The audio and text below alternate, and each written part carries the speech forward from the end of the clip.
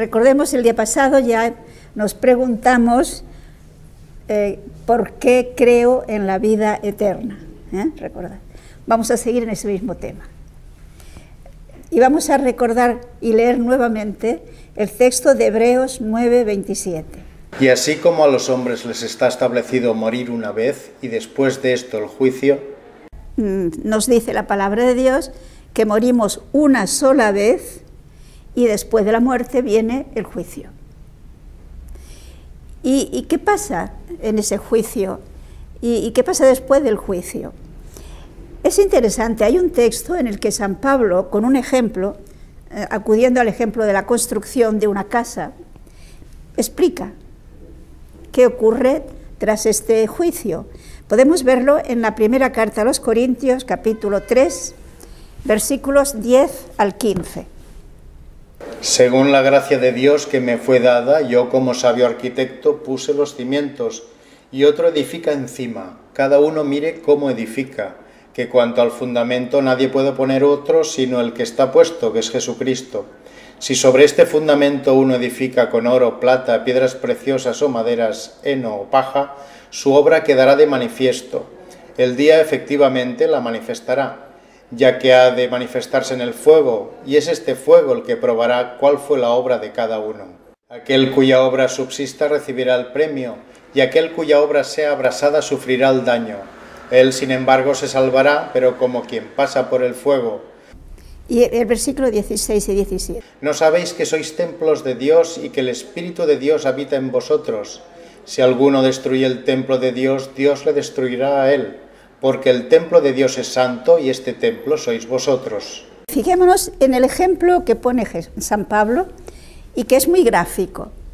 Recordemos que San Pablo fue el que fundó la comunidad de Corinto, es decir, San Pablo cuando llegó a Corinto fue el primero que habló de Jesucristo, y en aquel ambiente, digamos, de corrupción tremenda que había en aquel momento en la sociedad de Corinto, donde recuerden que había más de 1000 sacerdotisas dedicadas a la prostitución sagrada. Eso de prostitución y sagrada suena un poco raro, pero ya nos da un poco la idea, donde había más esclavos que hombres libres, donde la gente iba a gastarse el dinero alegremente. Pues ahí hablar de Jesús, hablar de la vida de acuerdo con el Evangelio, hablar de la austeridad, etcétera, pues San Pablo necesitó valor. Pero animado por Jesús, pues estuvo bastante más tiempo que lo que normalmente estaba en la mayoría de las ciudades, y fundó una buena comunidad, pero lógicamente con problemas, porque del paso de una sociedad así al Evangelio, pues no se hace fácilmente. Y entonces les anima a construir su vida con material sólido. Es decir, fijémonos, el ejemplo es clarísimo. Diríamos, cada uno de nosotros es nuestra casa, tenemos que construir nuestra propia casa. Y toda casa tiene unos cimientos, que son las que le darán solidez a esa casa, que no se caiga, ¿no? Entonces, el fundamento los puso San Pablo en aquella comunidad. ¿Y cuál fue el fundamento? Habló de Jesucristo y creyeron en Jesucristo. Por lo tanto, fijémonos que el fundamento de nuestra vida cristiana es nuestra fe en Jesucristo. Pero ahora, sobre ese fundamento hay que construir. Es lo que hacemos en el resto de nuestra vida. Y nos dice San Pablo, hay quien construye con piedras, e incluso con piedras preciosas. Pero también se puede construir con madera, incluso con heno, con paja. Y el día del juicio, ¿qué es lo que hace? Fijémonos que nos dice esa construcción que hemos hecho pasará por el fuego. Es el fuego del amor de Dios. Nos vamos a encontrar con el amor de Dios. Entonces, ¿qué ocurre si esa construcción que nos describe San Pablo pasa por el fuego? Pues que el heno se quema y no queda nada. La madera igualmente se quema y no queda nada. En cambio, lo que se ha construido con piedras, eso resiste. Y por lo tanto, ¿qué dice? Aquel cuya obra se consume, ha perdido el tiempo, su vida no la ha dedicado a hacer cosas, digamos, a construir con solidez su vida cristiana, pues desaparecerá. No quedará nada. Pero él, fijémonos bien, se salvará como quien pasa por el fuego. En cambio, el versículo siguiente, el 16 y el 17, se habla de los que destruyen, digamos, esos cimientos, los que edifican fuera, es decir, los que destruyen ese cimiento que se ha puesto. Dice, ¿no sabéis que somos templos del Espíritu Santo? Si uno destruye ese templo, Dios lo destruirá, es decir, no se salvará. Luego aquí, si nos fijamos, tenemos tres respuestas distintas o tres situaciones distintas según lo que hayamos hecho en esta vida. Diríamos, esto es el juicio, ¿no? En el juicio no se trata de que haya allí un tribunal y unos defensores, no, no. Allí cada uno se va a encontrar con el amor de Dios, se va a encontrar con su vida vista a la luz del amor de Dios. Esto es el juicio, ¿no? Tal como la ve Dios.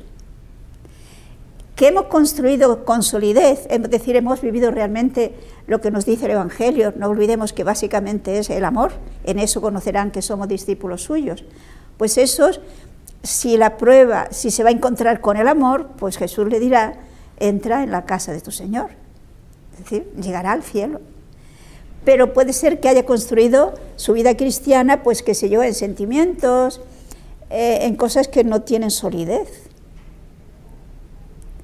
Entonces, se nos dice que él se salvará, pero como quien pasa por el fuego. Es decir, hay una purificación.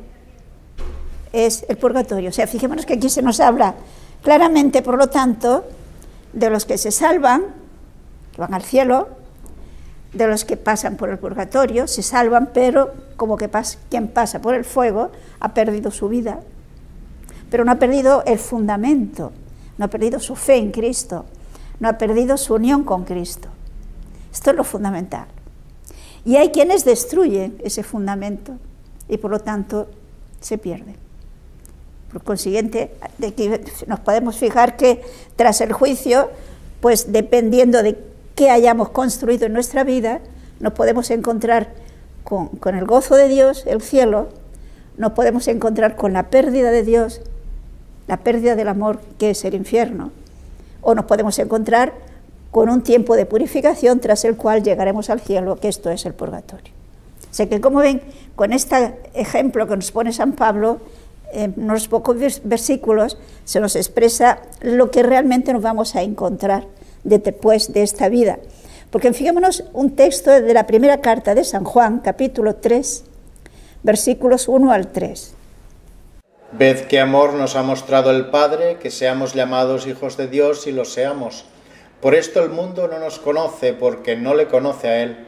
Carísimos, ahora somos hijos de Dios, aunque aún no se ha manifestado lo que hemos de ser. Sabemos que cuando aparezca seremos semejantes a Él, porque le veremos tal cual es. Y todo el que tiene en Él esta esperanza se santifica, como santo es Él. O sea, este texto es muy interesante y yo diría que es muy bueno que lo reflexionemos. Fijémonos que San Juan nos dice aquí, ahora ya somos hijos de Dios. No olvidemos que San Juan escribe a una comunidad de personas bautizadas y que viven el Evangelio, que se esfuerzan por vivir como cristianos. Por lo tanto, han nacido, tienen su fe en ese fundamento que es Cristo y están construyendo su vida cristiana de acuerdo con el Evangelio. Y por consiguiente, ¿qué nos dice? Ya somos realmente, no solo se nos llama hijos de Dios, sino que lo somos. Pero fijémonos que según ese texto no todos lo somos. Porque dice ahora nos distinguimos de los que no son o no somos hijos de Dios. Pero llegará un momento en que sí que se verá evidente quién es hijo de Dios y quién no es hijo de Dios. ¿Y en qué se verá la diferencia entre unos y otros? Pues el que es hijo de Dios, que por lo tanto, según la afirmación de San Pedro, participa de la naturaleza divina, tiene capacidad divina para ver a Dios. el que no es hijo de Dios, es decir, no tiene esa participación de la naturaleza divina, no está en gracia santificante, pues diríamoslo así, que es un ciego en la otra vida, no tiene capacidad visual, no participa de la naturaleza divina para poder ver cómo ve Dios. No sé si lo ven claro. Por eso dice, el que tiene esta esperanza se purifica como Dios es puro. Porque no olvidemos que para ir al cielo hay que ser santo. Este es un texto que ya lo hemos leído más de una vez. San Pablo en la carta a los Hebreos se nos dice que sin la santidad nadie verá al Señor. Recordad que esto lo tenemos en Hebreos 12, 14, que no vamos a leer. Lo hemos leído otras veces. Luego, si tenemos la seguridad de que tras esta vida, tras la muerte, nos espera eso, tenemos estas distintas posibilidades, dependiendo de qué construyamos ahora y de que mantengamos nuestra fe en Cristo, nuestra unión con Cristo, que seamos realmente sarmientos vivos. Porque si somos sarmientos vivos, la savia que viene de Cristo, es decir, la gracia santificante, esa naturaleza divina, llega a nosotros, tenemos capacidad de ver a Dios. Por lo tanto, fijémonos que el que tras la muerte, después del juicio, no ve a Dios, no es porque Dios diga, tú no me gustas al infierno. No, no, no. Dios quiere que todos nos salvemos. Dios nos da la posibilidad absolutamente a todos, porque Dios nos ama a todos. No olvidemos que Dios es amor, y Dios no puede hacer otra cosa que amar. Por lo tanto, el que no ama, el que no se capacita para amar, pues es que no puede ver a Dios. No es capaz de ver a Dios, porque libremente ha decidido rechazar a Dios, libremente ha decidido rechazar el amor. Yo recuerdo que el Papa Benedicto XVI decía que se condenan solo los que no han amado en esta vida, porque se han incapacitado para experimentar el amor, para vivir el amor. Pero si aquí ya somos realmente hijos de Dios, participamos de su naturaleza, participamos de la capacidad de ver a Dios. Es algo que tenemos que cuidar y mimar, porque Dios nos ha dado 1000 posibilidades, nos va dando 1000 posibilidades a lo largo de la vida. ¿Qué más podía hacer Dios para que participásemos de su felicidad? ¿Qué más podía hacer? El misterio está en ese respeto exquisito que Dios tiene a nuestra libertad. Pero que existe esa diferencia entre después del más allá, en la Sagrada Escritura lo tenemos clarísimo. Pensemos que es un dogma de fe la existencia del cielo, del infierno y del purgatorio. No sé si son ideas, digamos, que alguien se ha inventado. No, está en la Sagrada Escritura clarísimamente. Nos lo ha dicho Dios. Por lo tanto, hay que tomarlo en serio. Y recuerden que en la carta a los Hebreos, el autor de la carta a los Hebreos nos compara, es decir, hace ver que el paso de los israelitas de Egipto hacia la tierra prometida, con todos los incidentes que ocurrieron a lo largo del paso por el desierto, son tipo y figura de lo que es nuestra vida camino a la tierra prometida, que es el cielo. Y nos va a hacer ver cómo de lo que ocurrió a ellos debemos aprender para que no nos pase lo mismo. Porque, ¿qué dice? Todos ellos pasaron el Mar Rojo. Tipo y figura de nuestro bautismo.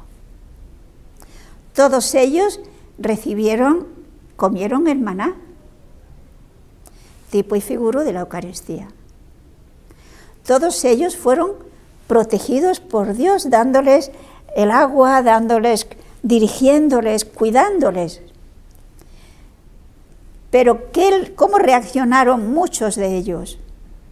con continuas protestas, quejas, rebeldías. Y finalmente, cuando llegan a la puerta, a los límites de la tierra prometida, se niegan a entrar porque piensan que van a morir. Es decir, hay una cosa que no han aprendido. No han aprendido que Dios estaba entre ellos y que era Él quien los conducía y que era Él quien les daría también la entrada en la tierra prometida. Y por lo tanto, todos los mayores de 20 años que salieron de Egipto quedaron en el desierto, no entraron a la tierra prometida. Entonces nos dice el autor de la carta a los Hebreos, que hay quienes dicen que es San Pablo y otros dicen que no lo vamos a discutir, pues nos dice, aprendamos, porque nosotros tenemos la promesa de la tierra prometida. Recuerda aquel salmo, hoy si oyereis su voz, no endurezcáis el corazón. Existe la promesa de entrar en la tierra prometida. Vamos camino. Pues seamos conscientes de esto y miremos cómo vivimos nuestro peregrinar. ¿Qué actitud tenemos ante las dificultades de la vida? ¿Hemos aprendido que Dios está con nosotros? ¿Hemos aprendido a confiar en Dios? ¿O protestamos, nos quejamos, nos renegamos? Pues podemos quedarnos en el desierto. Es decir, hemos de tomárnoslo en serio. Fíjense lo que nos dice en la primera carta a los Corintios, capítulo 6, versículos 9 al 10. ¿No sabéis que los injustos no poseerán el reino de Dios? No os engañéis, ni los fornicarios, ni los idólatras, ni los adúlteros, ni los afeminados, ni los sodomitas, ni los ladrones, ni los avaros, ni los ebrios, ni los maledicentes, ni los rapaces poseerán el reino de Dios. O sea, hay actitudes de esta vida que nos excluye del reino de Dios. Y nos dice, no os engañéis. Dios es muy bueno, Dios nos ama como nadie nos ama. Dios no quiere que nos condenemos. Lo dice de una manera muy clara el profeta Ezequiel, Dios no quiere la muerte del pecador, sino que se convierta y viva. Y nos da infinidad de oportunidades, pero respeta nuestra libertad. Y nos avisa claramente que existe el peligro de que quedemos fuera del reino de los cielos. Y entonces es muy significativo lo que nos dice el libro de la sabiduría. Fíjense en el capítulo 5, versículos del 4 al 9.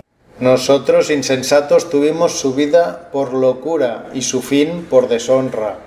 ¿Cómo son contados entre los hijos de Dios y tienen su heredad entre los santos? Luego nos extraviamos de la senda de la verdad y la luz de la justicia no nos alumbró y el sol no salió para nosotros. Nos cansamos de andar por sendas de iniquidad y de perdición y caminamos por desiertos intransitables sin conocer el camino del Señor. ¿Qué nos aprovechó la altanería? ¿Qué ventaja nos trajeron la riqueza y la jactancia? Pasó como una sobra todo aquello y como correo que va por la posta. O sea, fijémonos aquí el libro de la sabiduría, un libro sapiencial que nos hace reflexionar lo que es, digamos, viven, sienten y piensan los que se han condenado, que se han opuesto y que han tratado de ridículos y que han tratado de eliminar, si era posible, a los justos. Los han despreciado a los justos. ¿Y cómo termina diciendo? ¿Qué nos aprovechó la altanería? ¿Qué ventaja nos trajeron las riquezas y la jactancia? Todo eso pasó como una sombra, como un barco que cruza el mar y no deja ninguna huella. Esta es la realidad, la palabra de Dios es muy clara. Lo decisivo es vivir de acuerdo con lo que Dios nos dice. Y recordemos la parábola del buen pastor, del pastor que ha perdido una oveja, que ha perdido, de las 100 ha perdido una. Es decir, a Dios no lo somos indiferentes. ¿Y qué nos dice esa parábola? Que Jesús, ese buen pastor, buscó a la oveja y la buscó con cariño, con mucho interés, hasta que la encontró y se la puso sobre los hombros. Pero esto nos indica la actitud de Dios para con el que se aleja, la actitud de Dios para el que abandona el camino correcto. Pero podemos, digamos, anular y hacer inútil para nosotros ese esfuerzo de Dios, porque Él va a respetar mi libertad. Ahora, esto sí, en el momento que yo le mire y le pida perdón, Él me va a acoger como el buen pastor acogió a la oveja y se la puso sobre los hombros, lleno de felicidad, con gran alegría para el cielo. Luego, no podemos imaginar, como a veces se ha imaginado, se ha descrito, a Dios como aquel que está con el látigo para el que te descuide el azote. No. Dios es el Padre bueno que aparece en la parábola del hijo pródigo, que desea, que busca, que espera con amor para perdonarle, para colmarle de sus dones al que está perdido. Pero tiene que volver. San Pedro nos dirá que somos peregrinos. Y ahora es el tiempo propicio, dice San Pablo. Ahora es la oportunidad de hacer las cosas como corresponde. Pero es importante, digamos, es imprescindible que practiquemos el amor. Que nos capacitemos para amar y que amemos, porque la manera de desarrollar nuestra capacidad de amar es amando. Y esa es la manera de poder recibir el amor de Dios. Veamos en la primera carta de San Juan, capítulo 4, versículos 7 al 12. Carísimos, arriémonos unos a otros, porque la caridad procede de Dios, y todo el que ama es nacido de Dios y a Dios conoce. El que no ama no conoce a Dios, porque Dios es caridad. La caridad de Dios hacia nosotros se manifestó en que Dios envió al mundo a su Hijo unigénito para que nosotros vivamos por Él. En esto está la caridad, no en que nosotros hayamos amado a Dios, sino en que Él nos amó y envió a su Hijo víctima expiatoria de nuestros pecados. Carísimos, si de esta manera nos amó Dios, también nosotros debemos amarnos unos a otros. A Dios nunca le vio nadie. Si nosotros nos amamos mutuamente, Dios permanece en nosotros y su amor es en nosotros perfecto. Vale, o sea, fijémonos que cuando está hablando San Juan de la importancia decisiva de amar, no se está refiriendo a un sentimiento, nos está poniendo un ejemplo concreto. El modelo es Dios. ¿Y cómo nos ha mostrado Dios, cómo nos ha mostrado Jesús su amor? Con obras, hasta el extremo de dar su vida por nosotros y de quedarse en la Eucaristía, disponible, y de hacerse presente en la misa cada día, que es cada vez que se celebra la Eucaristía. Sigue ofreciéndose por nosotros, junto con nosotros. Por lo tanto, hemos de entrar en esta corriente, hemos de entrar en esa comunión con el amor de Dios. Porque fijémonos en el versículo 16. Y nosotros hemos conocido y creído la caridad que Dios nos tiene. Dios es caridad, y el que vive en caridad permanece en Dios y Dios en él. O sea, aquí tenemos la clave. El cristiano es aquel que ha creído en el amor de Dios, ha conocido el amor de Dios y ha creído en el amor de Dios. Es decir, pensemos que conocer tiene un matiz afectivo. Ha experimentado y ha conocido vitalmente el amor de Dios, no en teoría, no porque lo ha estudiado. Y por lo tanto ha creído, es decir, lo ha acogido, lo ha aceptado y responde con esto. Entonces fijémonos que de esta manera nos vamos preparando para vivir el amor con mayúscula en la eternidad, porque lo único que quedará en la otra vida es el amor. Todo lo demás no que va a quedar. Eso es lo que vamos. Fijémonos que ahora tenemos la fe, tenemos la esperanza y tenemos la caridad. Recuerden que San Pablo nos habla de ello. Pero la fe ya no habrá fe porque tenemos la visión. Ya no habrá esperanza porque ya lo poseeremos. Y lo que permanece es el amor, es la caridad. Hemos de, digámoslo así, dilatar nuestra capacidad de amar para poder entrar en ese gozo del amor de Dios. porque no debemos olvidar que eso que queda tras lo que nos vamos a encontrar tras el juicio ya es eterno, ya es para siempre. Tanto el cielo como el infierno. El purgatorio no, el purgatorio queda la esperanza de que tras la purificación llegaremos al cielo. Pero fíjese que es muy interesante también darnos cuenta de que en el purgatorio y en el cielo estamos unidos. Decimos que queremos en la comunión de los santos. En esa comunión de los santos están los que están en el cielo, los que están en el purgatorio y nosotros que estamos en la tierra. Los únicos que quedan excluidos de la comunión de los santos son los que están en el infierno, porque han roto su comunión con Dios, ¿no? Pero todos los demás sí. Luego, ¿esto qué quiere decir? Podemos ayudarnos mutuamente, porque estamos unidos. Podemos ayudarnos, los de la tierra, los del cielo y los del purgatorio. No sé si se acuerdan que precisamente en la carta a los Hebreos, después de hablarnos de todos los que vivieron de fe, en el capítulo 11 de la carta a los Hebreos nos hablan de toda una serie de personajes que vivieron de fe. Al comienzo del capítulo 12 nos dirá que todos esos son como los espectadores que nos están animando para hacer nosotros nuestra carrera. Entonces, nos toca ahora hacer la carrera. Ellos nos animan, nos enseñan cómo hacerlo. Para esto la Iglesia canoniza, para ser consciente de que tenemos esos modelos que vivieron su fe y fueron seres humanos que vivieron en circunstancias más o menos como las nuestras, y ahora nos ayudan con su intercesión.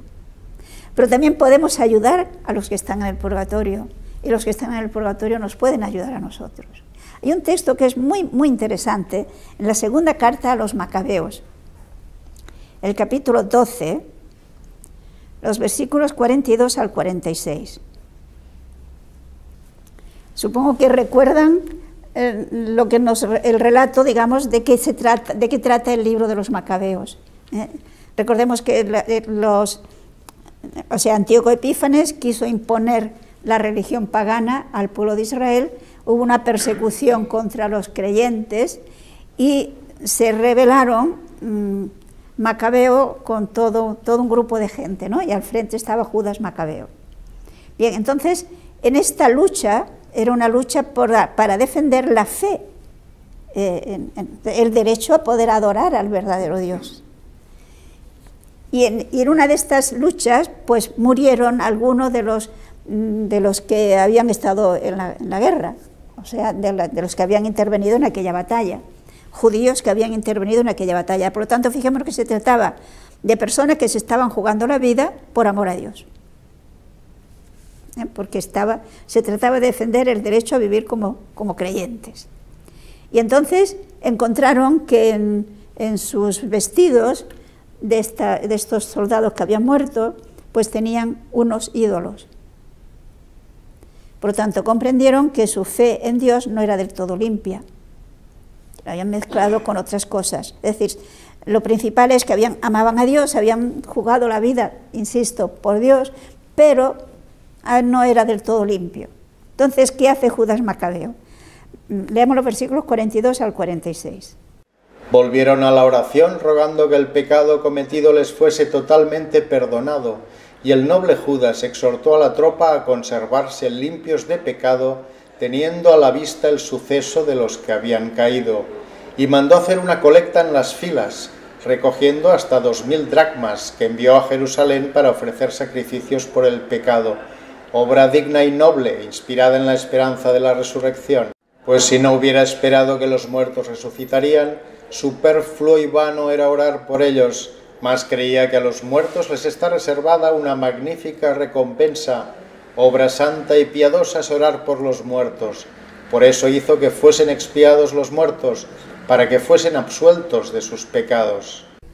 Por lo tanto, fijémonos cómo aquí tenemos la fe en la existencia de un estado de purificación al que se puede ayudar. Y es palabra de Dios. Es decir, son conscientes de que estas personas tienen que purificarse de esa falta de confianza absoluta en Dios y de poner su confianza en otras cosas. Y por lo tanto hacen una colecta y el dinero que recogen, con ello piden que se ofrezca en el templo sacrificios para obtener el perdón de los pecados. Recordemos que los sacrificios que entonces se ofrecían eran animales, por lo tanto había que comprarlos y sacrificarlos.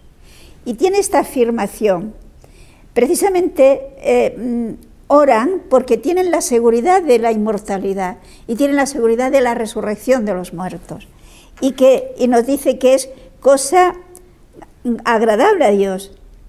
Dice, un momento, la colecta dice, pues si no hubieran esperado tal, dice, y más adelante dice, es una cosa magnífica, esperaban una magnífica recompensa, y es obra santa y piadosa orar por los muertos.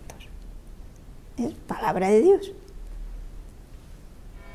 Es lo que hace siempre la Iglesia. Se fijan que la Iglesia, en la misma liturgia, en la Eucaristía, hay un momento en que se pide por los que han fallecido. Pues porque es una obra piadosa. ¿Y por qué se pide? Si están en el cielo ya no necesitan. ¿Nos damos cuenta, no? ¿Por qué se pide? Pues porque se les puede ayudar. Están en un tiempo de purificación y nosotros les podemos ayudar. Y ciertamente también ellos nos pueden ayudar. Hay experiencias de ello, sería largo ahora contar, ¿no?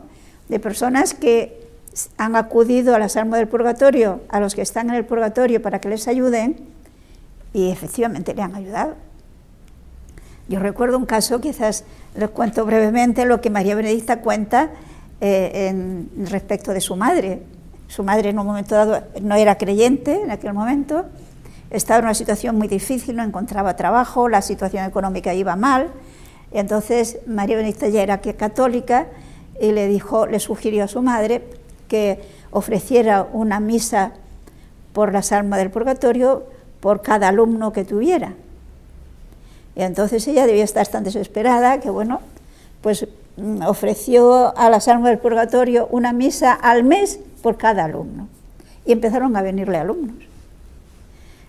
Había estado buscando en todas partes y no encontró de ninguna manera, y por eso estaba en esta situación desesperada. Pero en el momento que le llegaba un alumno y entonces le decía a María Benedicta, ¿tú qué sabes? Le daba estipendios para que celebrase una misa. Y empezaron a venir alumnos de tal punto que ya llegó un momento que le dijo, alma del purgatorio, no me mandéis más. Porque incluso en colegios donde le habían rechazado por no ser creyente, colegios cristianos, de religiosas, pues entonces le pidieron que diera clase de inglés y francés a todos los cursos, con tal que no hablara de Dios, y que cuando los profesores y los alumnos fueran a la capilla, que ella también fuera. Entonces ella lo aceptó y por lo tanto se encontró con una infinidad de trabajo. Entonces de esto ella llegó a la conclusión, luego las almas existen, porque uno, bueno, dos todavía, pero uno y otro y otro y otro, hasta llegar a ese extremo, tuvo que creer que existen las almas del purgatorio, porque lo palparon. ¿Se convirtió la madre? Acabó convirtiéndose, sí. Pero me refiero, lo que yo quiero es que captemos esto, que existe la comunión de los santos. Nosotros podemos ayudarles y ellas nos pueden ayudar a nosotros, y nos ayudan. Y es bueno que seamos conscientes de esa comunión que hay entre nosotros. Repito, los del cielo, los del purgatorio y los que estamos en la tierra. Pero volviendo a lo que estamos mirando del cielo, sobre todo miremos el cielo, veamos Mateo 25, el versículo 21. Y su amo le dice, muy bien, siervo bueno y fiel, has sido fiel en lo poco, te constituiré sobre lo mucho, entra en el gozo de tu Señor. Fijémonos esta afirmación, has sido fiel en lo poco, porque ahora estamos administrando los dones que Dios nos da. ¿Qué recibiremos a cambio de nuestra fidelidad de trabajar con los talentos que Dios nos ha dado? Fijémonos, entra en el gozo de tu Señor. Observemos que no dice, toma el gozo de tu Señor, no, entra. Es decir, muy gráfica la idea. Es como decirnos, sumérgete en ese gozo sin fondo de tu Señor. Y lo mismo le dirá al otro que también ha trabajado, tenía menos y ha ganado menos, pero la recompensa es la misma. Fijemos el versículo 23. Díjole su señor: muy bien, siervo bueno y fiel, has sido fiel en lo poco, te constituiré sobre lo mucho, entra en el gozo de tu señor. La recompensa la misma, entra en el gozo de tu Señor. Esto es lo que nos espera, entrar a participar de esa felicidad sin límites, en plenitud, que Dios mismo goza. Pero pensemos que ese gozo inmenso, infinito que Dios tiene, es ese amor recíproco, esa entrega total de las personas entre sí y de la aceptación recíproca. Nosotros entraremos en esa plenitud de amor que es Dios. Pero para poder ser capaces de entrar en esa comunión de amor que hay en Dios, tenemos que desarrollar en nosotros nuestra capacidad de amar.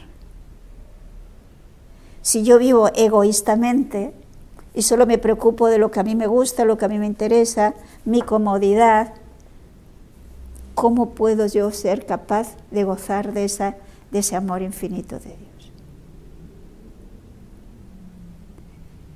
Es decir, yo lo que quisiera es que nos demos cuenta que depende de nosotros, que tenemos que aprovechar el tiempo ahora, que lo que nos espera no nos lo podemos ni imaginar. San Pablo nos lo dice muy claro. Fijémonos en la primera carta de San Pablo a los Corintios, capítulo 2, versículo 9. Pero según escrito está, ni el ojo vio, ni el oído oyó, ni vino a la mente del hombre lo que Dios ha preparado para los que le aman. O sea, San Pablo no tiene palabras para expresarlo. Por más que pensemos, nos imaginemos, por más cosas bonitas que hayamos visto, ni ojo vio, ni oído oyó, es muy superior lo que Dios tiene preparado para los que le aman. Aquí tenemos la cuestión, para los que le aman. Desarrollamos nuestra capacidad de donar. Recordemos que el día del juicio nos dice Jesús que nos dirá: tuve hambre y me diste de comer, tuve sed y me diste de beber, estaba peregrino y me acogiste, etcétera, etcétera. Y le dirá: ¿y cuándo? Cuando le hicisteis a uno de estos, me lo hicisteis a mí. Tendríamos que ser conscientes de esto.